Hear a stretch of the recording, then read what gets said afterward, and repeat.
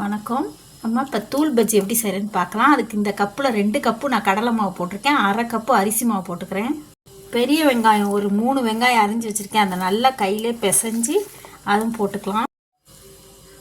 1/2 spoon மிளகாத்தூள், தேவையான அளவு உப்பு, பெருங்காயம், கருவேப்பிலை, கொத்தமல்லி தழை, சூடான காய வச்ச எண்ணெய் ஒரு டேபிள் ஸ்பூன் ஊற்றிக்கலாம். நம்ம நல்லா காய வச்ச எண்ணெயை ஊற்றி அதிலே பிசையணும். தேவைன்னா தண்ணி தெளித்து பிசைஞ்சிக்கலாம். கொஞ்சம் தண்ணி தேவைப்படுது, அதை தெளித்து நம்ம பிசைஞ்சு எப்படி போடுறதுன்னு பார்க்கலாம். நல்லா இந்த பதத்துக்கு பிசைஞ்சிக்கலாம். அப்படியே இப்போ எண்ணெயில் எடுத்து சூடான எண்ணெயில் போடலாம். அப்படியே உதிரியாக போட்டுடலாம்.